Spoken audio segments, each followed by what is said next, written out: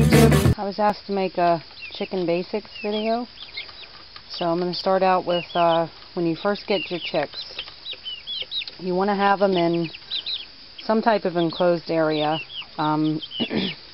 We use this old refrigerator, but you can use a tote, storage tote. Just get one big enough for all your chickens to be in. And we use pine shavings as bedding. That's the best that we've found. Now when you first get them, you want to give them, if there's a Tractor Supply in your area, they sell electrolytes in little 3-packs, like how you get yeast, and also a probiotic. And I'll mix 1 packet of each of those in a gallon of water, and just keep it in the fridge and keep filling up their water till they get through the whole gallon. And we buy them a medicated feed. I've always only just let them eat 1 bag of it, and then I switch them to the regular chicken feed. But that medicated feed gives them, I'm not even sure, whatever medications they need to keep them healthy. We've never had any problems with chickens. But they don't need a roost when they're this little. They'll just huddle up. You want to keep a heat lamp there. And there's a lot of formulas they tell you to, make sure it's this many amount of degrees and so forth. You want it to be low enough to where the chickens can get under it comfortably. If you see that they're kind of staying to the outside of it, raise it up a little bit. If they're all huddled under it constantly, move it down closer. That's what we do. But they don't need a roost right now because they'll just get in there at night. And once they get there, let me try to get this little yellow one here. And they jump down. Once they get all their feathers, you can put them outside. You can put them in their coop. You'll know when they have all their feathers. I don't know if you can see, but these chickens now are about a month old, and they have all this little fuzzy stuff coming off the back of their heads. Once that goes away and it's just, just smooth feathers, they can be outside. Unless it's, getting down to like 40 or 50 degrees at night, then I would still keep some type of heat source for them. But if it's going to be 60 or above, it's summertime, late spring, to where the nights are still pretty warm, you don't need that heat lamp anymore once they have their feathers. So that's it. They make a mess, so be expecting that. And if you have them in a storage tote, you're going to have to clean it out every couple days, just because of the smell. And they'll knock their waters over, they'll knock their food over, so you got to come out and check on them several times in a day. We just buy these little cheap feeders and waters for them. I don't know if you can see on that one, I used a quart-sized mason jar. Those fit perfectly in those little things. So if you already have the jars, just buy the base, because they sell the base and the jar separately. So that'll save you a little bit of money. It's raining, but I'm going to try to go up to the main coop and show you what we have set up. When your chickens are ready to go into the coop, if you're going to have them in an enclosed area, you can let them out every day. But if they're going to free range and run all over, these are a little bit older hens here. They're a month older than the ones on the porch. But you want to let them stay in the coop without letting them out for at least a week. And that way they'll know where they're supposed to go at night. If you just put them in a coop and let them out the next day, they're not going to come back to the coop that night. So we have this old dog cage here that the chickens can come out of the coop in. And we keep the gate open. This is just for winter time. We're going to put a roof over the whole thing or part of it. And that's for winter, because if there's a lot of snow on the ground, they won't come out. And our coop isn't that big, so we want them to have some room to come outside in the daytime to save on the mess in the coop. So you might want to think about that if you have that. This is the main coop. We have a little board that slides down over that opening. That's what goes out to the dog kennel, so we can close them up at night. There's a hen in there about ready to give me an egg. The nest boxes, you only need one for every 4 hens or 6 hens, I think. They'll use the same 1 or 2. So I would say probably 1 for every 5 hens would be fine. If you want to have 2 or 3, that's fine. But each hen doesn't need its own box. You want to make sure they have their waters, their water. And the feeder we use is PVC pipe. It's on a JNOL video if you want to look that up. We just put these in here, and we need to cut that top part off because the feed's getting a little bit too far down. They can still eat it, but it'd be easier. Excuse me.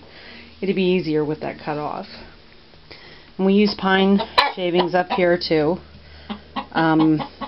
In the winter time, we don't clean our coop for about 2 months every winter because the winters are horrible up here. It gets very cold, bitter cold.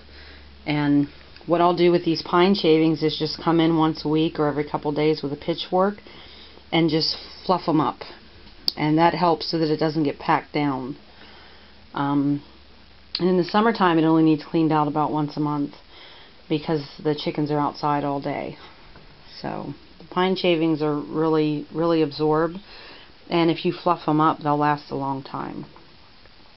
So that's what you'll need in your coop. Their food and water, nesting boxes, and you'll need some type of roost. And we just have a 2x4 here.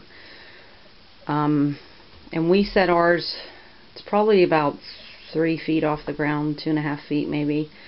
We keep ours a little bit lower so that newer hens can jump up on it. And that's it. We do have a light in there now. We just finally got electric up to the barn this year. And in the wintertime, you want to turn that on whenever it gets dark. That'll help with egg production. You'll get more eggs. And I've found if you feed them whole corn, not cracked or you know, the scratch, whole pieces of corn in the winter, that really helps with egg production. Something in whole corn gives them nutrients to where they're able to use energy to stay warm and also still give you eggs. So all we feed our chickens is just chicken food. You can get whatever kind you want, you know, cheapest kind has worked fine for us. And in the winter, once it gets cold, I'll give them whole corn. I'll just put a little pan in here and keep it filled up with corn so they can eat it as they want. So that's all for the coop. I'm going to go over into the main part of the goat barn because we have a hen over there that's sitting a clutch of eggs. And I'll give you a little bit of information. Okay, this is one of the, we only have 2 hens right now that'll set eggs. Whenever you get your chickens, if that's something you're going to want, is hens that will sit out a clutch of eggs for you, research the breeds and find one that's likely to set eggs. These hens here, their mothers or grandmothers were a sex-link bird that we got from Tractor Supply. And it's a Rhode Island and a Cornish hen cross. And those aren't likely to sit. But I think from us hatching them out, incubating, and now finally this year we got 2 hens that will sit out, hatch out eggs. If that's what you want, whatever hens are hatched from your own chickens, keep them. Because they're more likely to sit eggs than any bird you're going to buy. Must be from them being hatched out by a mama hen and just growing up like that. She's got her butt to us now, but this one here, she's been trying. She's tried several times to set a clutch of eggs, and we ended up just moving her over away from the other hens. If you have a hen that's sitting, try to get the other nest boxes away from her, because the other hens will be a pain in the butt. They'll try to shove themselves in there, in her nest with her. They get into fights. If this hen were to come out and there was another box beside her with eggs in it, she can get confused and go sit on that batch of eggs.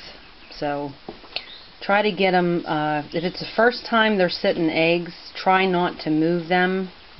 Try to move everything else away from them because they'll abandon the eggs. But usually if they've sat a couple times, like she has, I mean this is her third attempt, so she was really determined.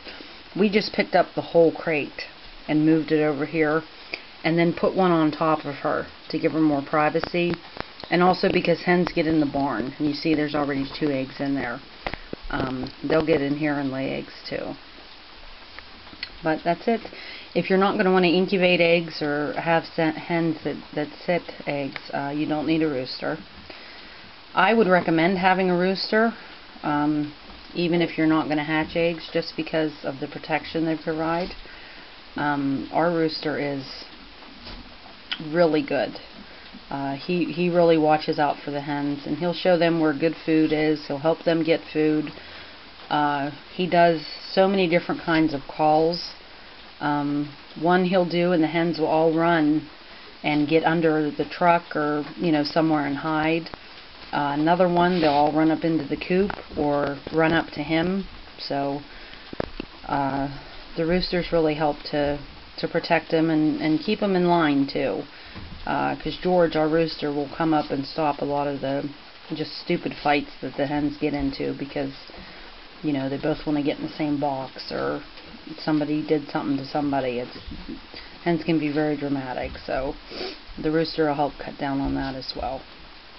But when you have a hen setting, you want to make sure she has a food and water source. And that's it. And if she hatches out a hen, keep it. Keep that hen, because she's more likely to set. And eventually we want to get to where every hen we have will sit eggs, and then I don't have to mess with incubators and brooding boxes and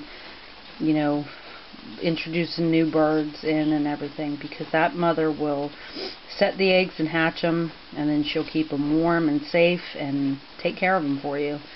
So it's really no work for you to get your chicken meat.